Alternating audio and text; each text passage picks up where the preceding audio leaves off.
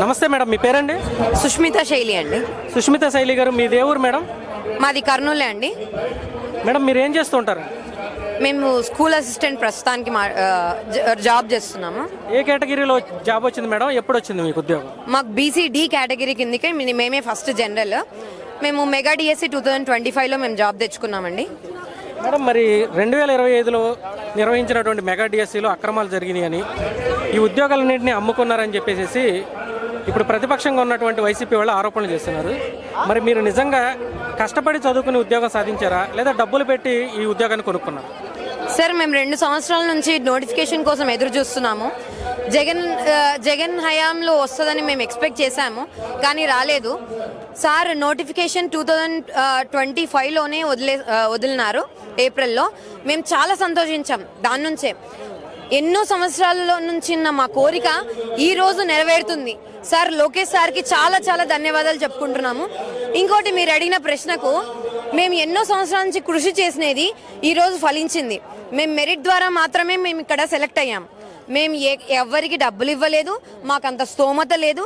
నేను పేదరికం నుంచే వచ్చాం. మేమేం పెద్ద రిచ్ పీపుల్ ఫ్యామిలీ నుంచి వచ్చిన వాళ్ళం కాదు. మేము పేదరికంలో నుంచి వచ్చి ఒక మిడిల్ క్లాస్ ఫ్యామిలీ నుంచి వచ్చాము. సో అంత డబ్బులు ఇచ్చేంత స్తోమత మాకు లేదు.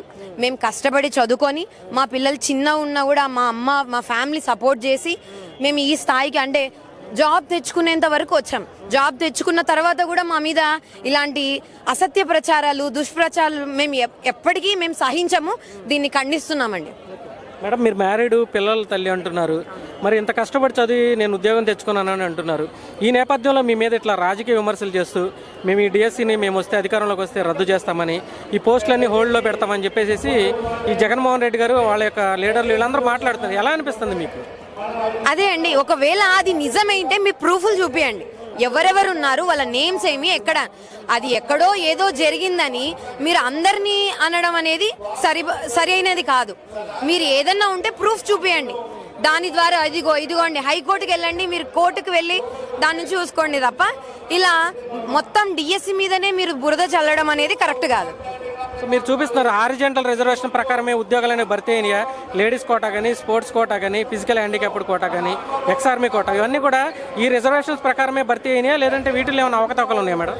సార్ హారిజంటల్, వర్టికల్ అసలు అవగాహన లేదు. ఫస్ట్ అవగాహన లేకపోవడం వల్ల వాళ్ళు అర్థం కాక ఇలాంటి దుష్ప్రచారాలు చేస్తున్నారు. ఒక్కసారి అర్థం చేసుకుంటే కరెక్ట్గా ఏంటో తెలుస్తుంది. ఇప్పుడు నేను మహిళ అయినా కూడా నాకు హారిజంటల్గా మనకి ఎన్నొస్తాయో దానికి తగ్గట్టుగా మెరిట్లో వస్తామే తప్ప మనము అన్యాయంగా వచ్చినది జాబ్ అయితే కాదు. సో మరి ఒకవేళ నిజంగా కనుక డిఎస్సీలో అక్రమాలు జరుగుంటే కోర్టుల ద్వారా సమస్యను పరిష్కరించుకోవడం కరెక్ట్ అంటారా, లేదంటే ఇలా రోడ్ల మీదకి వచ్చేసి ఈ డిఎస్సీలో ఉద్యోగాలు వస్తున్న అభ్యర్థులు కానీ వీళ్ళని భయపెడుతూ రాజకీయ విమర్శలు చేయడం కరెక్ట్ అంటారా? సార్ అదే ఇందాక నేను చెప్పాను, హైకోర్టుకు కానీ మీరు ఏ కోర్టు కన్నా వెళ్ళండి, పలానా ప్రూఫ్లు చూపించి మీరు వెళ్ళండి, అది సాధించుకోండి.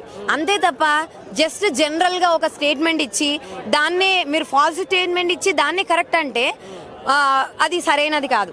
మేమందరం ఇప్పుడు నేనే సాక్షిగా ఉన్నా, నాకు మెరిట్ ద్వారానే వచ్చింది. కావాలంటే నా పేరు, నా మెరిట్ లిస్ట్లో నా పేరు చూసుకోండి మీరు. నేను చెప్తున్నాను కదా, ఈ రోజు నేను ₹1 కూడా ఎవ్వరికి ఇవ్వలేదు. నేను నా చదువు ద్వారానే, నేను కష్టపడి చదువుకున్న 2 సంవత్సరాల తర్వాత జాబ్ వచ్చినప్పుడు వచ్చిన ఆనందం ఎలా ఉంటుందో నేను ఈరోజు అనుభవించినాను. దానికి ప్రత్యేక కృతజ్ఞతలు చంద్రబాబు నాయుడు గారికి, లోకేష్ సార్కి, పవన్ కళ్యాణ్ సార్కి నేను చెప్పగలుగుతున్నాను. Thank you so much sir. Madam మరి నిరుద్యోగులకి ఈ నోటిఫికేషన్లు అనేవి వెంటనే ఇచ్చి ఈ ఉద్యోగాలు త్వరగా భర్తీ చేయడం కావాలంటారా, ఇలా రోడ్లెక్కి విమర్శలు చేయడం కావాలంటారా? నిరుద్యోగులకు అసలు కావాల్సింది ఏంటి సార్? నిరుద్యోగులకి కావాల్సింది ఏంటి అంటే ఫస్ట్ వాళ్ళకి ఉద్యోగం కావాలి. రోడ్డుకి వాళ్ళు ధర్నాలు చేయడం ఇది సరైనది కాదు. మనం ప్రాక్టికల్గా చూసుకుంటే ఇప్పుడు అక్టోబర్లో నోటిఫికేషన్ వస్తుంది, దానికి ప్రిపేర్ అవ్వాలి. అంతేగాని రోడ్డు మీదకి ఎక్కేస్తే మనకు ఫస్ట్ టైం వేస్ట్ అవుతుంది. నేను నెక్స్ట్ వచ్చే డిఎస్సి వాళ్ళకి ఏం చెప్తున్నా అంటే, మీరు ఇవన్నీ ధర్నాలు ఇవన్నీ ఏం చేయకండి. మీరు సార్ ఖచ్చితంగా అక్టోబర్లో వేస్తారు, ఖచ్చితంగా డిఎస్సి నిర్వర్తిస్తారు, అది కూడా పారదర్శకంగానే ఉంటుంది. కాబట్టి అందరూ ఖచ్చితంగా చదువుకోండి, ఖచ్చితంగా జాబ్ వస్తుంది మెరిట్ ఉన్న వాళ్ళకి. నమస్తే సార్, మీ పేరండి? భీమప్ప సార్. భీమప్ప గారు, మీది ఏ ఊరు సార్? మాది కర్ణాటక సార్. నేను నాన్ లోకల్ కింద ఇక్కడ సెలెక్ట్ అయ్యాను. ప్రజెంట్ ఏం చేస్తున్నారు సార్ మీరు? నేను స్కూల్ అసిస్టెంట్ ఫిజికల్ సైన్స్ పని చేస్తున్నాను సార్. ఓకే సార్, మరి మీకు స్కూల్ అసిస్టెంట్గా చేస్తున్నా అంటున్నారు. ఎప్పుడు నిర్వహించినటువంటి డిఎస్సిలో మీకు ఉద్యోగం వచ్చింది? డిఎస్సి 2025లో నాకు ఉద్యోగం వచ్చింది సార్. ఇది చూడండి, ఇప్పుడు నేను కర్ణాటకలో ఉన్నాను. ఒకవేళ వాళ్ళకి కావాల్సిన వాళ్ళకి ఇచ్చుకున్నారనుకుంటే, నేను కర్ణాటక వాడిని కాబట్టి నాకు ఇక్కడ ఏ పార్టీలు కానీ ఏ నాయకులు కానీ లేదా ఈవెన్ ఆఫీసర్స్ కూడా నాకు ఎవరో తెలియదు. సో అలాంటి నాకు ఉద్యోగం రాకూడదు అలా చూసుకుంటే. కానీ నాకు వచ్చిందంటే అర్థమైంది, పారదర్శకంగానే జరిగింది. అది నా మాటల్లో కాదు, మనం ప్రాసెస్నే గమనిస్తే ముందు మనకేమి ఈ నోటిఫికేషన్ ఇచ్చారు, తర్వాత ఆన్లైన్ అప్లికేషన్, తర్వాత మెరిట్ లిస్ట్ ఇచ్చారు, కీ ఆన్సర్స్కి ఆబ్జెక్షన్స్ పెట్టడానికి అవకాశం ఇచ్చారు, 2 సార్లు అవకాశం ఇచ్చారు కీ ఆబ్జెక్షన్స్ ఏమైనా ఉంటే రైజ్ చేయడానికి, తర్వాత మెరిట్ లిస్ట్. అన్నీ ఇలా పారదర్శకంగా వచ్చినప్పుడు ఇలాంటి దుష్ప్రచారం చేయడం అనేది దారుణం. ఇంకా ఏమంటే కొందరికి ఏమంటున్నారు, ఇప్పుడు మాకు అప్లికేషన్స్ వచ్చాయి సార్, వెరిఫికేషన్ జరిగింది, అయినా మాకు ఉద్యోగాలు రాలేదు. అందులో ఏమైనా టెక్నికల్ ఇష్యూస్ ఉండొచ్చు. దానికి కమిషనర్ గారు ఆల్రెడీ చాలాసార్లు జవాబులు ఇచ్చారు. మీకు ఇంకా ఆయన జవాబు మీకు నచ్చలేదంటే మీరు కోర్టుకి వెళ్ళొచ్చు. కోర్టుకి వెళ్ళి మీ ప్రూఫ్లు పెడితే మీకు న్యాయం జరుగుతుంది. అంతేగాని ఈ విధంగా దుష్ప్రచారం చేయడం, ఈవెన్ ఆపోజిషన్ కూడా అలాంటి అభ్యర్థులు నిజంగానే ఉంటాయి. నేనేమంటానంటే బెనిఫిట్ ఆఫ్ డౌట్ ఇచ్చుకుందాం, వాళ్ళకి అయ్యి ఉండొచ్చేమో అని.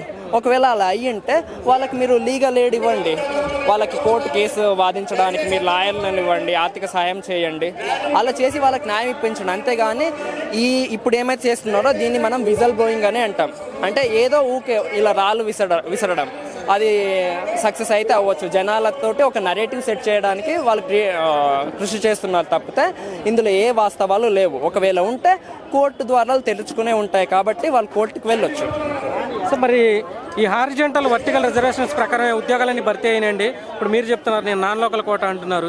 అలానే ఫిజికల్ హ్యాండిక్యాప్డ్ కోటా కావచ్చు, ఎక్స్ఆర్మీ మెన్ కావచ్చు, లేడీస్ కోటా కావచ్చు, ఇవన్నీ కూడా అట్లానే జరిగినాయా లేదంటే అక్రమాలు ఉన్నాయంటారు? సార్ అన్నీ రిజర్వేషన్ల ప్రకారమే జరిగినాయి. నేనేమంటానంటే ఒకవేళ అక్రమాలు జరుగుంటాయి, ఇప్పుడు నేను ఏదో గవర్నమెంట్ అథారిటీనో ఏదో కాదు నేను అంతా ఎగ్జామిన్ చేయడానికి.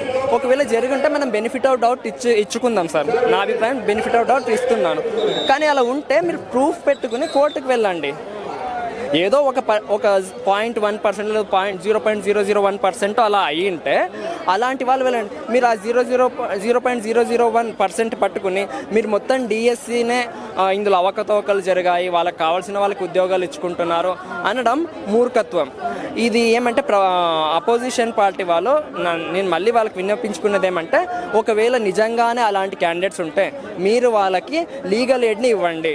వాళ్ళకి కోర్టులో వెళ్ళి వాళ్ళకి లాయర్లని ఇవ్వండి వాళ్ళకి వాదించడానికి.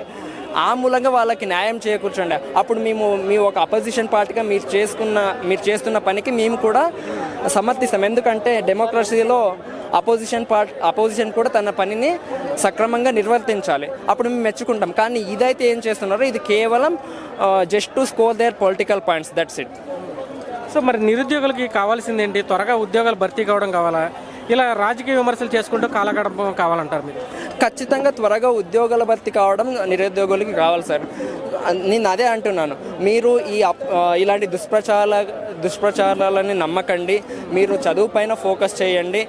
ఇలాంటి వాటి వల్ల మీ సమయం వృధా అవుతుంది తప్ప వాళ్ళు కేవలం వాళ్ళ రాజకీయ లబ్ధి కోసం మిమ్మల్ని వాడుకుంటున్నారు. అందుకని మీరు వీటికి దూరంగా ఉంటూ చదువుకోండి. నెక్స్ట్ నోటిఫికేషన్ వస్తుంది, వాటికి ప్రిపేర్ అవ్వండి అని నేను చెప్పుకుంటాను. Thank you sir.